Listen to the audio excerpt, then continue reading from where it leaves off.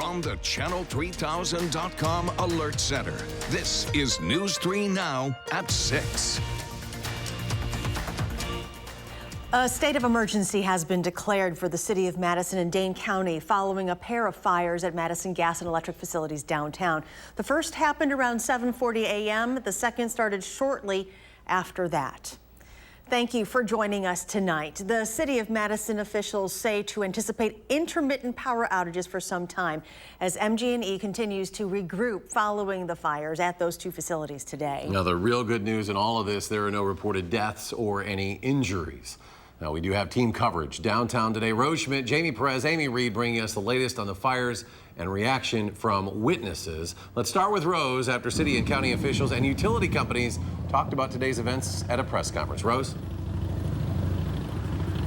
Yes, well, Eric, we are continuing to see about 30 customers in Madison that are without power right now on what is officially the hottest day of the year. And MG&E says crews are continuing to address mechanical issues at this time.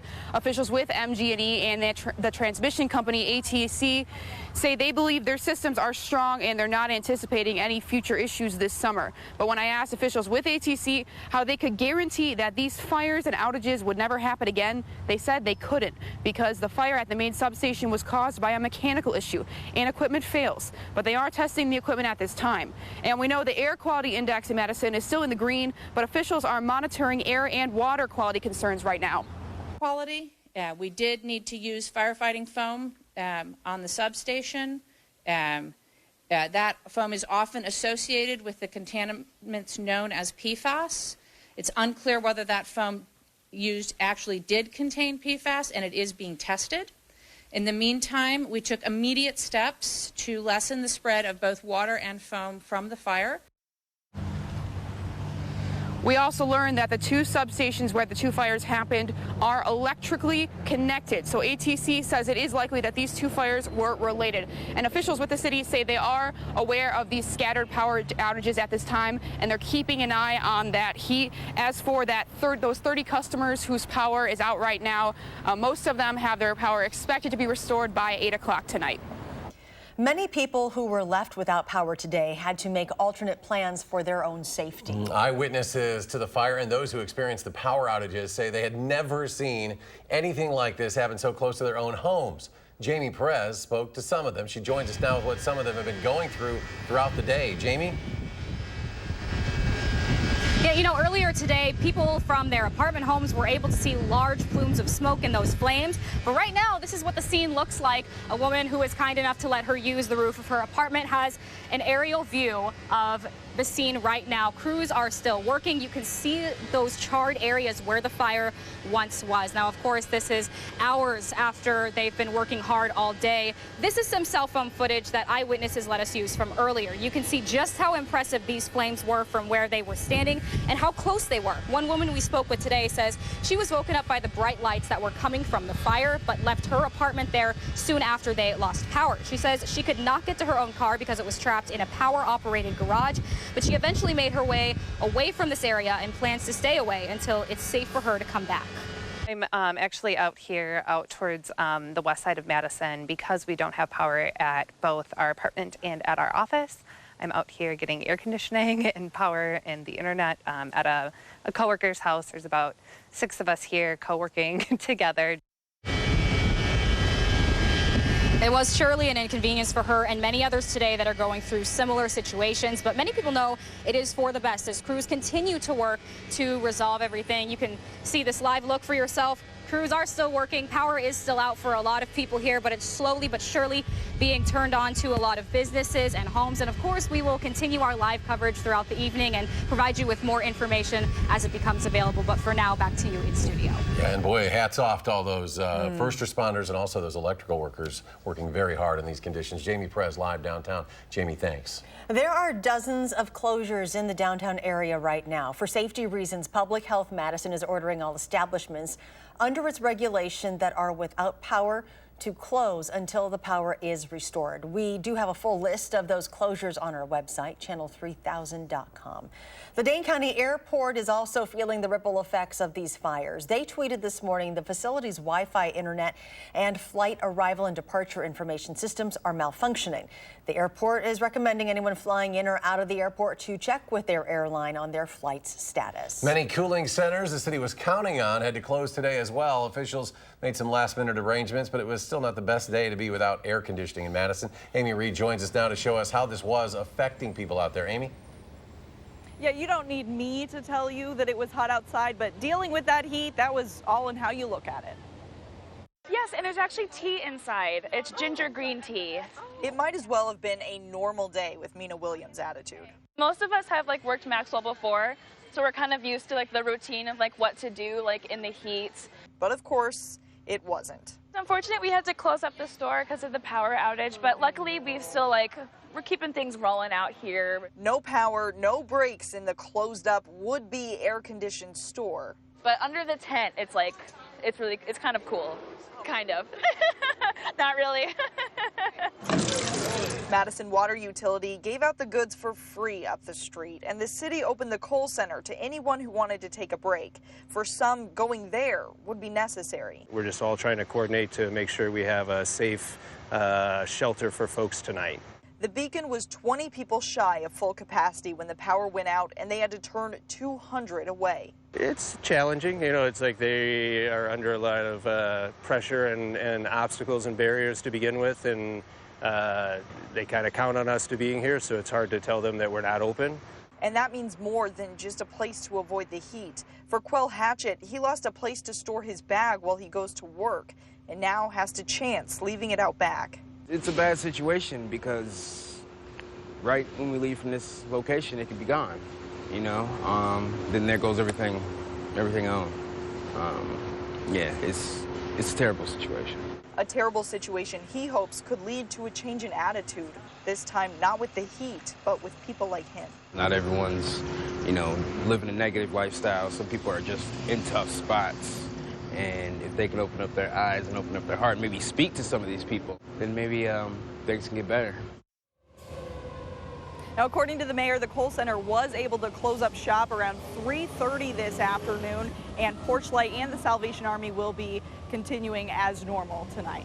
Back to you. All right, Amy, thank you. And as we learn more about how this fire and explosion happened and the city's plans moving forward, be sure to stay with News 3 Now. We'll have more coverage tonight on News 3 Now at 10 and, of course, throughout the weekend.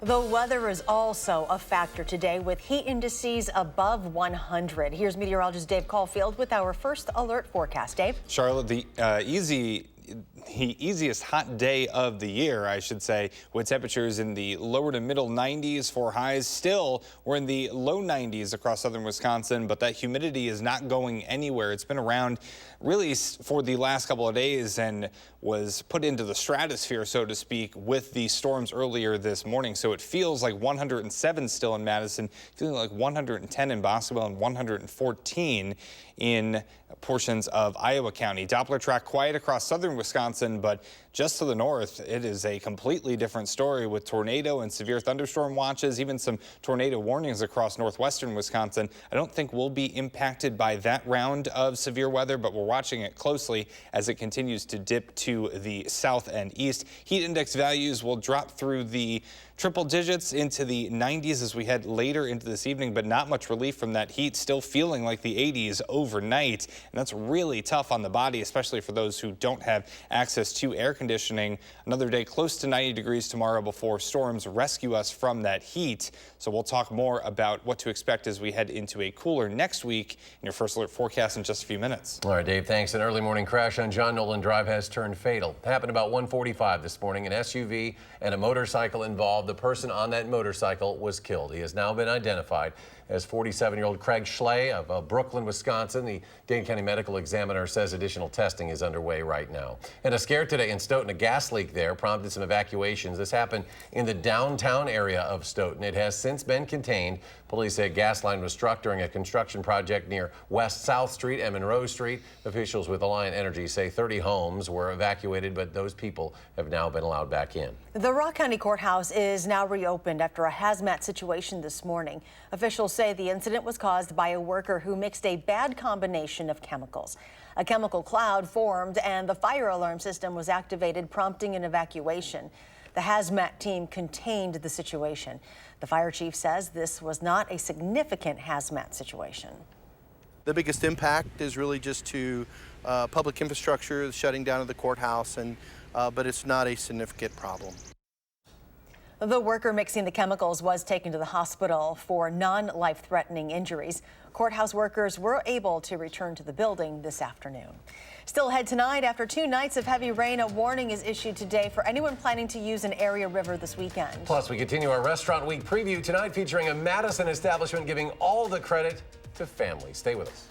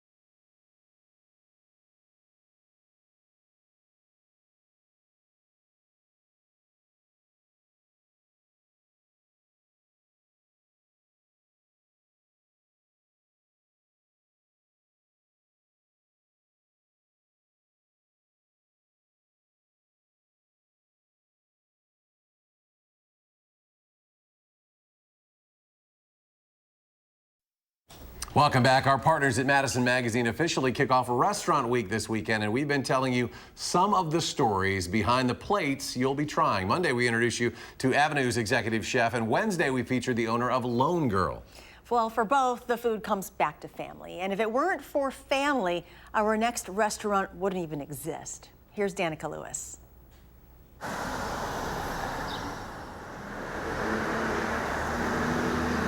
I just want the freedom to do what I want. Smell fish fry. Since he was a teenager, Justice Neal has been following someone else's rules in the kitchen. Not having anybody tell me no. Service. That also meant missing holidays, birthdays, reunions. Missing his family. I know that they understood, but they definitely understand a lot more now. So when Neal got serious about being his own boss, he turned to the people who understood his sacrifice better than anyone. How many you got? 10 orders of these pancake battered cheese curds up? And asked them to make a sacrifice of their own. And we thought it would be cool to support him and do this with him. Honestly, it didn't take much convincing. It's not easy, and we didn't realize that we'd be doing it with him, like doing a lot of the work with him. It's fun, though, being with him. That's just kind of how our family is, you know. Along with the money they've put into Tin Fox, Marissa and Greg Neal, or to Justice, Mom and Dad, do everything from handiwork to bookkeeping, busing, serving, hosting, and, oh yeah, cooking. I've been seeing him for 13 years. Now I see him every day for a year. He's getting tired of me. Everything you said was absolutely true about how hard and challenging and rewarding this business is. Chef Justice's 5 siblings also help out when they can. I'm not going to fail. We're not going to fail. So for us, family first and business second. When I'm on hour 15 of day 200, I think about, oh man, maybe I do want to sit at a desk, but when I really think about it, it's, you know, there's nothing I'd rather do. And family dinner takes on a whole new meaning when everyone shares the risk and reward of a restaurant. But at the end of the day, we still love each other so much. It's awesome. Fear, yeah, absolutely. Anxiety, yes. Joy, of course. Happiness, most definitely. Just part of the ride. Even the name of this place comes from family. Tin Fox was Chef Justice's nephew's band when he was just 7. Okay, I hope you followed along. And don't worry, they checked with Aiden and got the okay to use the name for the restaurant, too. Still ahead tonight, after 2 nights of heavy rain, a warning for this weekend from Sauk County Emergency Management. And plus, today is the peak of this week-long heat wave. Meteorologist Dave Caulfield will have his full weekend forecast just moments away. Stay with us.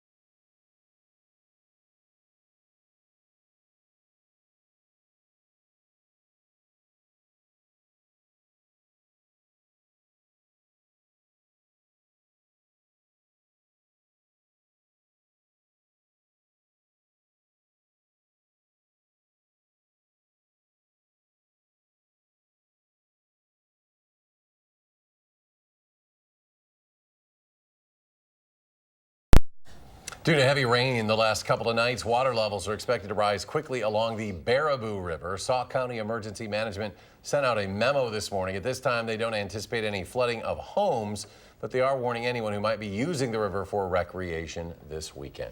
Meteorologist Dave Caulfield joins us now, and there are some people who are like, oh, heat, big deal, but this really is a big deal. Yeah, exactly. Temperatures may only be in the lower to middle 90s, which doesn't sound like that much. You know, we get a certain number of 90-degree days in Madison every year, but when you factor in the humidity actually due to those rains we were just talking about over the last couple of nights, it feels unbearable outside with heat index values close to 110 to 115 degrees still at this hour. Doppler track is very active closer to the northern part of the state with severe thunderstorm and even some tornado warnings popping up. There are tornado watches and severe thunderstorm watches until we get into early tomorrow morning. So we still could be looking at a potentially significant severe weather outbreak for our friends to the north. I don't think we'll be impacted too much across southern Wisconsin by those thunderstorms, but we are watching that closely. Some thunderstorms and some more severe weather is possible in our neck of the woods as we head into tomorrow. As I was mentioning, look at all the rain that has fallen over the last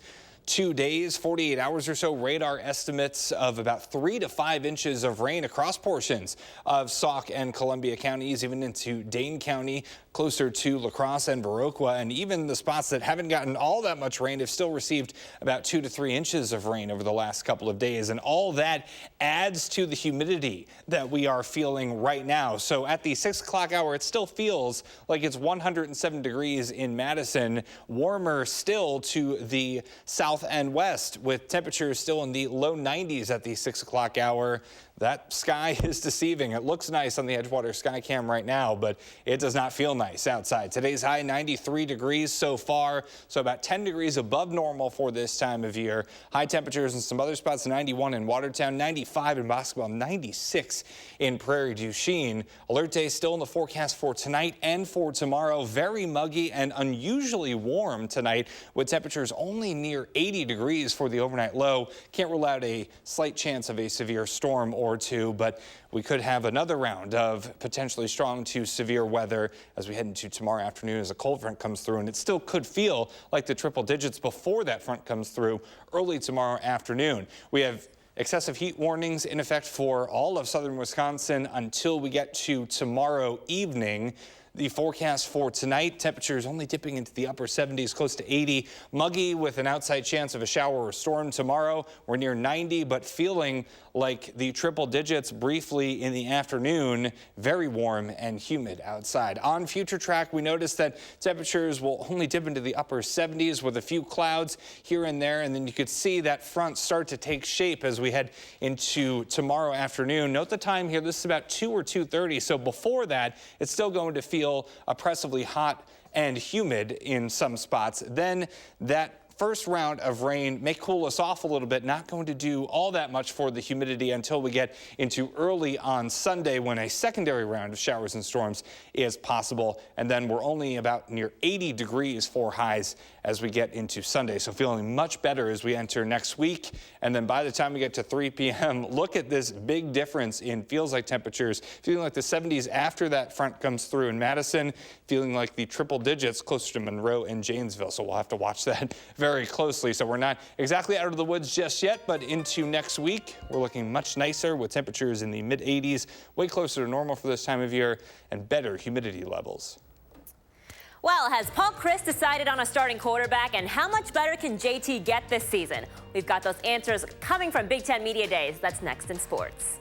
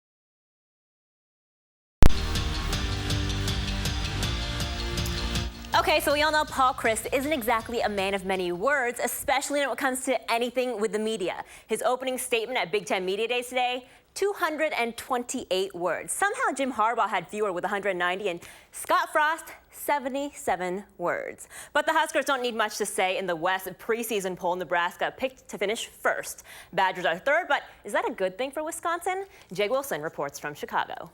A year ago here in Chicago, the Badgers were being asked questions about a run at a potential national championship. This year, the expectations are much lower. They were picked third in the Western Division race. Has that changed anything for the Badgers? You can't really prepare for preseason polls or preseason picks, but you can prepare for the season, which really matters, winning each and every single game every single week. So we're embracing the preparation for the season because that will determine, the end of our season. We know we're going to bring during the game, taking this week by week, and that people are going to remember that you play at Wisconsin. You're going to feel it. The next morning, you're going to feel it the next week. You're going to be telling your teammates about it. After spring practice, Paul Chryst said there was no decision made on a starting quarterback. And no surprise, there still hasn't been a decision. I do think that, there is a lot more attention, and it does affect other things. But I don't think you need to feel pressure as a coach to have a certain time. You got to let them evolve, and you got to do things to help them be in position to grow, develop, and evolve. Next up for the Badgers, the start of fall camp, July 31st. And then the season opener, August 30th at South Florida. In Chicago with the Badgers at Big Ten Football Media Day, I'm Jay Wilson. Well, for the sixth year, $2 million up for grabs at TBT, or the basketball tournament. That's a 64-team single elimination tournament throughout the country. Now, the fun part about this is you get to see some faces on the court that you might not have seen in a while, especially ones on the cold-blooded team. And this guy hasn't been gone for too long. Vito Brown from the corner. Vito currently playing for the Maine Red Claws. That's the Celtics G League affiliate. Later, we got Jordan Taylor driving the floater there. Jordan playing overseas for a French team in the EuroLeague. He had 16 points against the Mid-American Unity. And it's been a hot second since we've seen some Khalil dunks, but that doesn't mean we haven't missed them. Iverson leading the team with 17 points on his 22nd birthday. But cold-blooded loses to Mid-American Unity. They're a team of former college players in the Midwest. 80-71, the final score. Well, if you think it's hot here, well, it's just as hot, if not more, for the Brewers out in Arizona. A high of 106 there this evening, and the Brew Crew trying to win its third game in a row after winning the series against the Braves. But a struggling Jhoulys Chacin on the mound starting tonight. He hasn't earned a win since April 30th. His last outing was on Sunday against the Giants, where he took a no decision in the loss. And low 90s sounds great compared to 108. Plus, it's a dry heat. Yeah, that's true. Right? That's a dry they always heat. say out in Arizona. That's true. I would take that because it feels like 107 right now in Madison. And there's nothing dry about our heat. It is humid. And it stays excessively hot overnight as well. Lows only near 80 degrees. Well, thanks for joining us. Stay safe out there, and we'll see you back here at 10.